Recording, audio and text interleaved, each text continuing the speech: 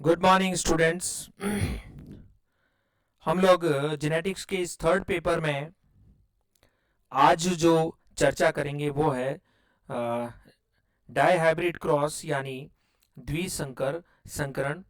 मैं यहीं पर आपको स्पष्ट कर दूं पहले ही कि एक ऐसा क्रॉस होगा, एक ऐसा संकरण प्रयोग होता है जिसमें दो पौधों के बीच में जब क्रॉस कराया जाता है तो कोई दो लक्षणों को आधार माना जाता है। कोई दो लक्षणों को, जैसे मटर का पौधा मेंडल ने किया था। हम मेंडलिज्म के तहत ही इस टॉपिक को पढ़ रहे हैं। जैसे मटर का पौधा मेंडल ने अपने अध्ययन में इंक्लूड किया, तो मटर के पौधे के पास जड़ भी है, तना भी है, शाखा भी है, पत्ती भी है, फल भी है, फली भी है। आपकी मटर के दाने सीड्स भी है, सीड का कलर भी है, सीड का शेप भी है, हाइट भी है, फ्लावर कलर भी है, फ्लावर की पोजीशन भी है। So many characters are there, but कोई दो करेक्टर को, कोई दो ट्रैट्स को, कोई दो लक्षणों को यदि आधार मान के मटर के पौधों, दो अलग अलग पौधों के बीच में यदि संकरण कराया जाए, क्रॉस कराया जाए, अर्थात उसके परागकण एक पौधे के परागकण लेकर दूसरे पौधे के स्टिग्मा या वर्तिकाग्र की सतह पर पहुंचा दिए जाते हैं, तो इस विधि को हम डायब्रिड क्रॉस कहते हैं। हम इस टॉपिक के बारे में आज चर्चा करेंगे मेंडलिज्म के तहत। तो सबसे पहली बात तो वही परिभाषा की बात ही, a cross that shows the possible offspring for two traits, ऐसा संकरण जिसमें दो लक्षणों की संभावित संतति को दिखाया जाता है। अब जैसे अपने यहाँ पर एग्जांपल ले लिया अपने मटर के पौधे के अंदर, पहला लक्षण लिया अपने प्लांट हाइट, पौधे की लंबाई, ठीक है। और दूसरा लक्षण लिया अपने सीड शेप, यानी कि बीज का आकृति। तो जो प्लांट हाइट है उसमें दो फॉर्म्स देखने को मिलते हैं, दो अलील्स देखने को मिलते हैं, दो युग्म विकल्प देखने को मिलते हैं हमें, टॉल एंड ड्वार्फ। जबकि सीड शेप के अंदर हमें जो दो अलील्स देखने को मिलते हैं वो है राउंड एंड रिंकल्ड, अर्थात गोल बीज वाले पौधे और झुर्रीदार बीज वाले पौधे, ठीक है। तो जब हम क्रॉस कराएंगे, डायहाइब्रिड क्रॉस कराएंगे, तो इन दो लक्षणों को आधार माना जाएगा। अर्थात एक पौधा ऐसा होगा जो कि टॉल होगा और उसके साथ उसके बीज राउंड होंगे या रिंकल्ड हो सकते हैं, और दूसरा पौधा ऐसा होगा जो जो ड्वार्फ होगा जिसके बीज राउंड या रिंकल्ड हो सकते हैं।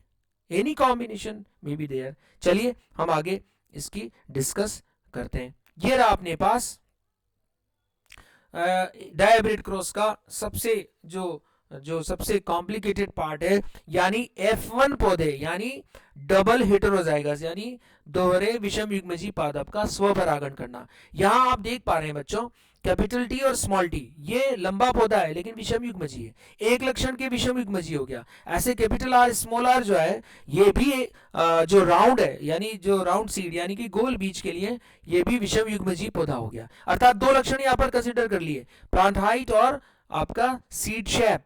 तो प्लांट हाइट में हमारे पास लंबा पौधा विषम युग्मजी, यहाँ पर गोल बीज वाला विषम युग्मजी, उसी को उसी से क्रॉस करा रहे हैं, यानी स्वपरागण करा रहे हैं हम लोग। और आप जानते हैं कि जब स्वपरागण कराना होता है तो बैगिंग और उस तरह की टेक्निक को यूज किया जाता है। किस प्रकार से इनके युग्मक बनेंगे, आइए हम उसकी चर्चा कर लेते हैं। पॉसिबल गैमेट्स यानी युग्मक किस प्रकार से बनेंगे। पहला एक युग्मक तो कैपिटल टी कैपिटल आर, जैसा आप देख पा रहे हैं, और एक युग्मक बनेगा कैपिटल टी स्मॉल आर।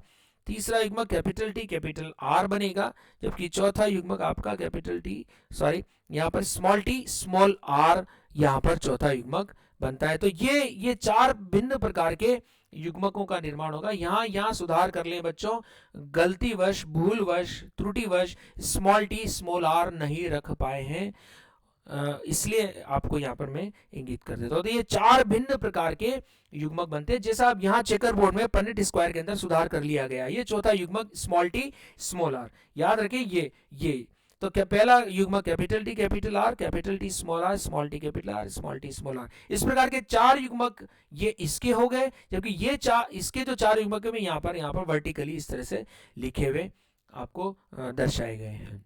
चूंकि स्वपरागण है तो इसलिए पौधे का जीनोटाइप भी वो का वही रहता है। ये डायहाइब्रिड क्रॉस की F2 पीढ़ी की बात हम कर रहे हैं। आप देखते हैं यहाँ पर जब रैंडम फ्यूजन किया जाता है, ये वाला, जब ये युग्म कैपिटल टी कैपिटल आर इसके साथ जुड़ता है कैपिटल टी कैपिटल आर से, तो आपको ऑफस्प्रिंग मिलती है capital T capital T capital R capital R. इसी तरह से सारे 16 इंडिविजुअल्स में जब हम रैंडम फ्यूजन ऑफ गैमेट्स करते हैं, small T small T small T smaller small T smaller, ये चौथा 16वां जो इंडिविजुअल देख रहे हैं आप, यानी बोना और झुर्रीदार बीज वाला। तो इस प्रकार से हमारे को ये 16 इंडिविजुअल्स की संतति F2PD में प्राप्त हो जाती है। और अब देखिए हम कि इसमें से यदि हम फेनोटाइप की चर्चा करें तो इसमें से जो टॉल और राउंड सीड वाले यानी कि लंबे पौधे और गोल बीज वाले कितने पौधे प्राप्त होंगे, तो वो देखें हम। और ये जैसा आप देख रहे हैं उसी तरह से टॉल के साथ रिंकल्ड सीड वाले यानी लंबे पौधे के साथ झुर्रीदार बीज वाले कितने प्राप्त होंगे। उसी तरह से ड्वार्फ के साथ लंबे बीज वाले गोल बीज वाले पौधे कितने प्राप्त होंगे, जो ये जीनोटाइप आप देख रहे हैं, ठीक है। और उसी तरह से हमारे पास जो अंतिम चीज आती है वो है आपके पास वो कि ड्वार्फ के साथ रिंकल्ड सीड वाले कितने पौधे प्राप्त होते हैं। तो ये आपके पास टॉल राउंड सीड यानी कि गोल बीज और लंबे पौधे वाले ये जो एक कलर से दिखा गए, गिनेंगे हम तो 1 2 3 4 5 6 7 8 इस तरह से 9 पौधे जो हैं ये इस कलर में दिख भी रहे हैं, और ये टोटल आपके पास 9 होते हैं। उसी तरह से जो पिंक कलर में बता रखे हैं टॉल और रिंकल्ड सीड वाले जो हैं यानी कि जो लंबे और झुर्रीदार बीज वाले पौधे हैं वो 3 होते हैं, जबकि लास्ट जो कि बौने और लंबे गोल बीज वाले जो पौधे होते हैं वो भी 3 हैं, और जो बौने और झुर्रीदार बीज वाले जो हैं वो आपके केवल 1 पौधा होता है। इस प्रकार से ये जो अनुपात निकल के आता है फेनोटिपिक रेशो जो कि लक्षण प्रारूप अनुपात कहलाता है हिंदी में, वो 9:3:3:1 निकल के आता है। यदि हम इसी की जीनोटिपिक कैटेगरीज निकालने जाते हैं तो हमें पता लगता है कि उसके 9 कैटेगरीज यानी 9 जीनोटाइप्स हमें प्राप्त होते हैं। जो टॉल राउंड नॉर्थ है उसमें से स्वयं में आपके पास 4 कैटेगरीज निकल के आती है। पहली category capital T capital R होता है वो एक इंडिविजुअल है। दूसरी category capital T capital R small R होता है, वो दूसरी 2 होते हैं संख्या में, जबकि capital T small T capital R ये भी 2 होते हैं संख्या में, जबकि अंतिम capital T small T capital R small R यानी दोहरा विषम युग्मजी डबल हेटेरोजाइगस वो 4 पौधे होते हैं बच्चों। तो इस प्रकार से जो टॉल राउंड जो 9 पौधे होते हैं वो इस तरह से जीनोटिपिकली 4 कैटेगरीज में विभक्त हो जाते हैं, और जो टॉल रिंकल्ड है उनमें से capital T capital R small R 1, और जबकि कैपिटल टी स्मॉल आर 2 होते हैं, जबकि ड्वार्फ राउंड कैटेगरी में आपके पास स्मॉल टी कैपिटल आर 1 होता है, जबकि स्मॉल टी कैपिटल आर 2 होते हैं, जबकि स्मॉल टी स्मॉल आर जो है अकेला एक इंडिविजुअल होता है। यानी हमारा जो जीनोटाइपिक अनुपात निकाले तो 1:2:2:4 1:2 1:2 1:1 9 कैटेगरीज के साथ होता है। तो बच्चों ये आपके पास टोटल डाई हाइब्रिड क्रॉस की बातें हैं। चूंकि आप लोग छोटी क्लासेस में भी इसको पढ़े होते हैं तो बच्चों इसकी समरी ये है कि जो F2 जनरेशन है उस F2 जनरेशन में जो फेनोटिपिक रेशियो है वो 9:3:3:1 प्राप्त होता है, जबकि जो जीनोटिपिक जनरेशन है वो 1:2:2:4 1:2 1:2 1:1 ये आपकी 9 कैटेगरीज के साथ जीनोटिपिक रेशियो में प्राप्त होता है। सिंपल एक रिवीजन है बच्चों, पढ़ा हुआ है आपका पहले भी है, केवल एक दोहरान है आपके लिए।